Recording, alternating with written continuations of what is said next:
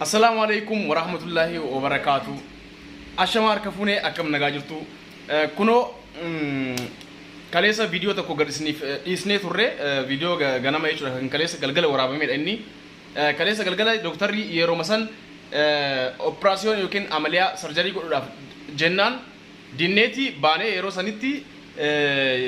de bakka biraa deemnee laalle bakka biraa isa akkas nuun jaanii itti deebine doktoruma san bira deemne san booda bor galgala akka nu sirreessu har'a galgalatti jechuudha dhaamannee biraa galle kunoo amma amaliyaadhaan dayuudhaaf sarjarii jechuudha garas deemaati jirra hundi keessanuu bakka jirtanii du'aa godhaa kunoo mageenis dubbisaa Fatiha Mujaahidis ni jirti har'a akkuma baratame. Assalamu alaikum wa rahmatullahi wa barakatuh እንዴት ናችሁ አባይቦቼ ደህና ናችሁ? ያው እንግዲህ ዛሬ መጌ በጣም ትላንትም ያው ቪዲዮ አብዲ አሳልፏል ሰውየው ዶክተሩ እንትነው በምጥ አትወልድም በኦፕሬሽን እንጂ ብሎናል። እስቲ በደንብ አርጋችሁ ዱአ አርጉ ከአላህ ጋር ኢንሻአላህ በምጥ ትወልዳለች ብለን ነው እኛ ተስፋ ያደረግነው። በአላህ ዱአ አርጉ። ያው መጌ እንግዲህ እንደዚህ ልክም ብሏታል እላችኋለሁ። ሀባይቦቼ እንወዳችኋለን። በደንብ ዱአ አርጉልን በአላህ ኤጋ ሰላም አለይኩም ወራህመቱላሂ ወበረካቱ አከም ጅርታን ወደፍቶኒ ኸኛ ሁንዲ ኸሰኑ ሲንጀቻ ጉያ መጨረሻ ሄየ ጅራ ጉያ መጨረሻ ዱፌ ጅራ አራንተና ተካ አመሊያ ተካ ኖርማል ደሉ ደንዴሳን አንጃኒ ኢንሻአላህ ያ ረቢ ጀረቢ ኖርማል ናፋ ጎዱንጃ እስኒለን አከሱማ ዱአይና ጉዳን እስኒንጃ አዎ እንግዲህ አመጣሽ ተወልጃለሽ ነበር እስከ ዛሬ ስላት የነበረው ዶክተሩ 9 ወር እስኪሞላ ድረስ በተፈጥሮ መንገድ ነው የምትወልጂው ምናምን ነገር ስላት የነበረው አሁን ግን ጸጉሬ ሻወር ስለገባውኝ ይቅርታ ማልፈቀድ አሁን ደግሞ ሲደርስ ቀኑ ሲደርስ በመጀመሪያ አመጣሽ ነው የምትወልጂው ከስር ነው የምትወልጂው እንደተለመደው ሲል የነበረው ሰውዬ አሁን በሰርጀሪ ነው ቀዶ ጥገና ነው የምትወልደው ምናምን ብሎ እምቢ አለ። ያው ምንም ማድረግ አንችልም እንደዛው ለማድረግ ነው ካልሆነ ግን አለ ልጃችሁ ሊጎዳ ይችላል አሁን ራስ ልጁ ተጨናንቋል አለ ለዛ ብለን ነው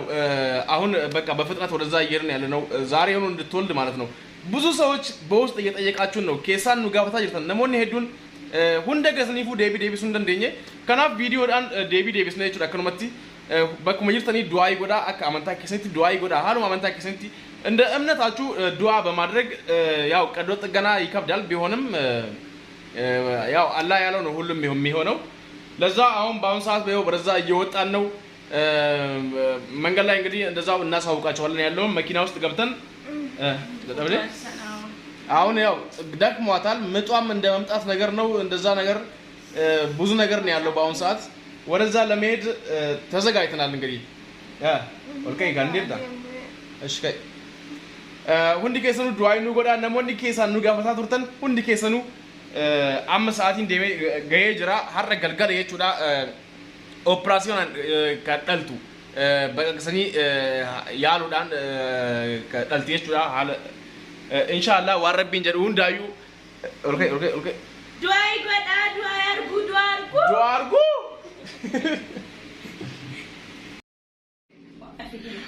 አሜ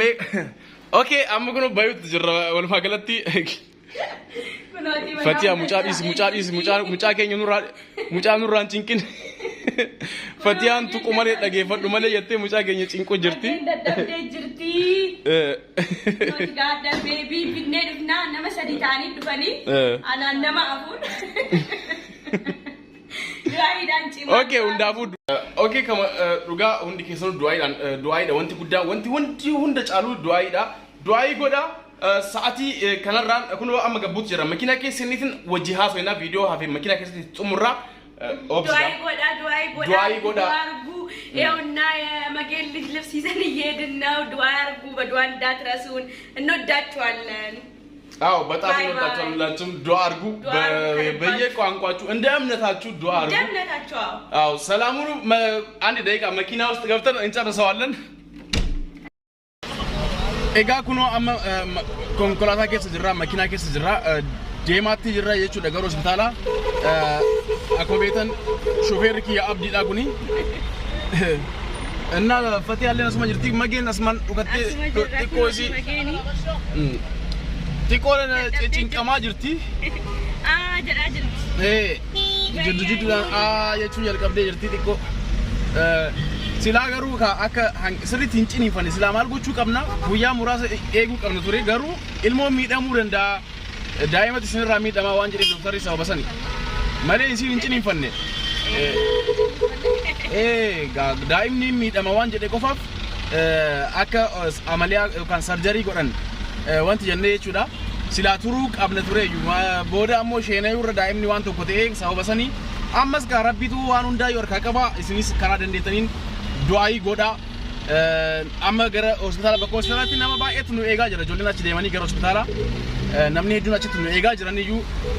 maaliif kaa wanti akkanaa kun hin beekamu waan hundaa rabbitu harkaa qaba waan ta'eef hundi keessanuu akka dandeettaniin du'aayii nuuf godhaa kunoo karaan xiqqoo zahmaa waan qabuuf qaba karaarra turre namni numaa nu ifate ijoolleen achi jiran nu ifatanii karaan ammoo zahmaa qaba makiinaan karaa hundarra dhaabataa sababa kana dafnee gahuu hin dandeenye erga manaa baane amma xiqqoo turree jirra erga viidiyoo addaan murreetiin baane jechuudha meekaa hundaayuu keessanuu rabbii du'aayii godhaa hullachuun bayyallachuuበት du'a argu በአማርኛ ፈትያ ሙጃሂድ ትከተልላለች ዱአ አርጉ አሰላሙ አለይኩም ወራህመቱላሂ ወበረካቱ እንዴት ናችሁ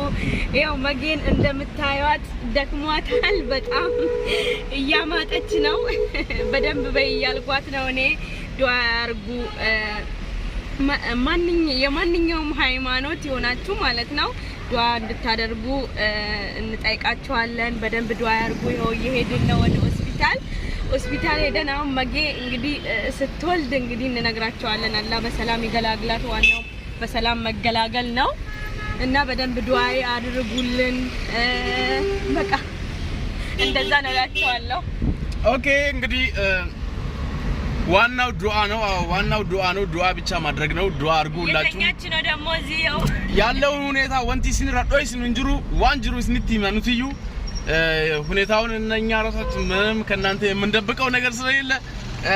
በሰላም ከተገላገለችም የምትሰሙት ነገር ነው እስካሁኑ ደግሞ ሁላችሁም ያረጋችሁት ዱአ ከባድ ነው ሆስፒታል ሄዳ ሆስፒታል ቀሰረል ማዲ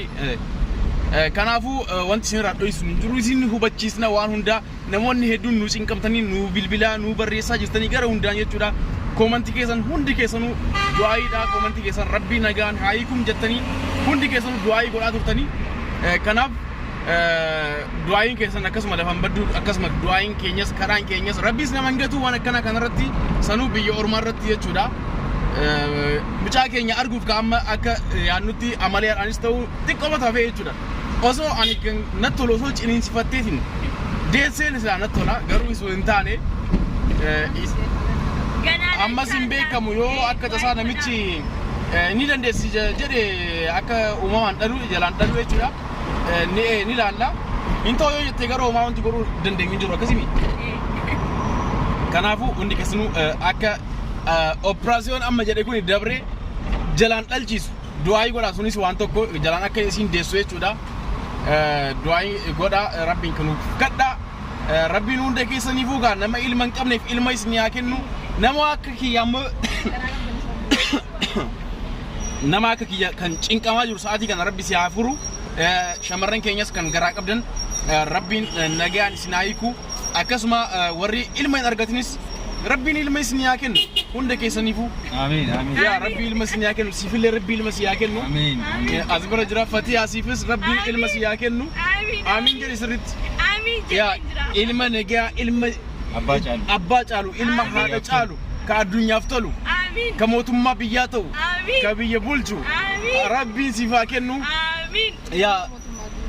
ilmoo keenyas nagaadhaan jaartiin kee hiikamtu amiin amiin ilmoo keenyas ammoo ka mootummaa addunyaa ta'u rabbi nuuf haa godhu ka biyya guutuu bulchu ka addunyaa guutuu bulchu rabbi nuuf haa godhu keenyatti dabalannaa bara keenya mookka goonee ol kaasna rabbi nuuf haa godhu dhiyaannee jirra amma gara hospitaalatti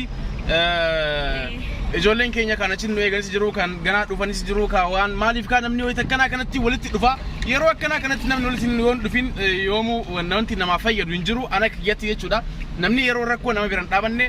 anaaf yookaan nama akka hiriyaatti yookaan akka ammoo nama jaalatutti hin furadhu jechuudha namni kamuu yeroo rakkoo wajjin wal bira dhaabachuu waanuma jiru sanuu biyya ormaa keessatti jechuudha kanaaf ijoolleen nu dura deemanii numaayyuu achitti nu eegan jechuudha hangana jaalala nama qabaachuunis hedduu nama gammachiisa asheta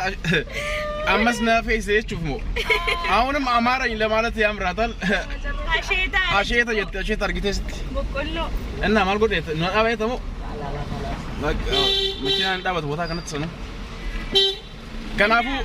ፈቲና ዱአድሩ በደንብ መጌን አላ በሰላም ይገላግላት ብላችሁ እስከዛሬም እያረጋችሁ ነው አሁንም አድርጉ ያው እንግዲህ በሰላም ስትገላገል ወዲያው እናሳውቃችኋለን ማለት ነው አዎ ኢንሻአላህ በሰላም ትገላገላለች ስትገላገልም እንዲው እናሳውቃችኋለን ኢሲም ቤቲስ ነች ዳይሮሲን ደስ ረቢን ነጋን ሃይኩ ወንቲ ጉዳን ኢሱማ ወንቲ ኑቲ ዳምስ ኢሱማ ባይኤስ እንጀለና ዱአይ ኬሰን አመስኑ ኢራንፈቲና ነጋን ኑፍታ ባይ ባይ